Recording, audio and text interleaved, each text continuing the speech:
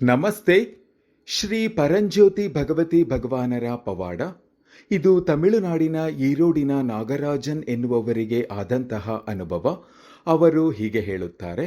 ಕಳೆದ ವರ್ಷ ನವಗ್ರಹ ಹೋಮದಲ್ಲಿ ಭಾಗವಹಿಸಿದ ನಂತರ ಶ್ರೀ ಪರಂಜ್ಯೋತಿ ಭಗವತಿ ಭಗವಾನರು ನನ್ನ ಮಗನಿಗೆ ಆಶೀರ್ವಾದವಾಗಿ ನೀಡಿದ ಸುಂದರವಾದ ಆರೋಗ್ಯದ ಪವಾಡವನ್ನು ಇಲ್ಲಿ ಹಂಚಿಕೊಳ್ಳಲು ಬಯಸುತ್ತೇನೆ. ನನ್ನ ಮಗ ಹರ್ನಿಯಾ ಸಮಸ್ಯೆಯಿಂದ ತುಂಬ ಬಳಲುತ್ತಿದ್ದನು. ವೈದ್ಯರನ್ನು ಸಂಪರ್ಕಿಸಿದಾಗ ಅವರು ಶಸ್ತ್ರಚಿಕಿತ್ಸೆ ಅಗತ್ಯವೆಂದು ಸ್ಪಷ್ಟವಾಗಿ ತಿಳಿಸಿದರು.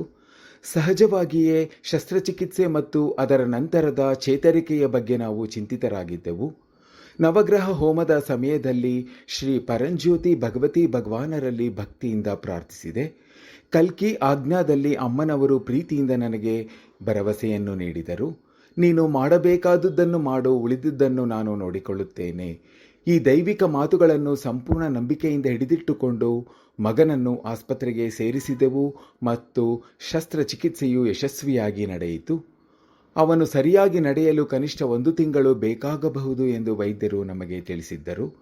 ಆದರೆ ಶ್ರೀ ಪರಂಜ್ಯೋತಿ ಭಗವತಿ ಭಗವಾನರ ಅಪಾರವಾದ ಕೃಪೆಯಿಂದ ಕೇವಲ 1 ವಾರದಲ್ಲಿ ನಡೆಯಲು ಪ್ರಾರಂಭಿಸಿದನು. ಅವನ ಚೇತರಿಕೆ ಗಮನಾರ್ಹವಾಗಿ ವೇಗವಾಗಿತ್ತು ಮತ್ತು ನಿರೀಕ್ಷೆಗಿಂತ ಮುಂಚಿತವಾಗಿಯೇ ಆತನು ತನ್ನ ಕೆಲಸಕ್ಕೆ ಮರಳಲು ಸಾಧ್ಯವಾಯಿತು. ಈ ಅನಿರೀಕ್ಷಿತ ಮತ್ತು ತ್ವರಿತ ಗುಣಪಡಿಸುವಿಕೆಯು ನಮ್ಮ ಹೃದಯವನ್ನು ಕೃತಜ್ಞತೆ ಮತ್ತು ವಿಸ್ಮಯದಿಂದ ತುಂಬಿಸಿತು. ನನ್ನ ಮಗನಿಗೆ ಇಂತಹ ಸುಗಮವಾದ ಶಸ್ತ್ರಚಿಕಿತ್ಸೆ ಮತ್ತು ತ್ವರಿತ ಚೇತರಿಕೆಯನ್ನು ಕರುಣಿಸಿದ್ದಕ್ಕಾಗಿ ಶ್ರೀ ಪರಂಜ್ಯೋತಿ ಭಗವತಿ ಭಗವಾನರ ದಿವ್ಯ ಪಾದ ಕಮಲಗಳಿಗೆ ನನ್ನ ಹೃತ್ಪೂರ್ವಕ ಪ್ರಣಾಮಗಳನ್ನು ಅರ್ಪಿಸುತ್ತೇನೆ.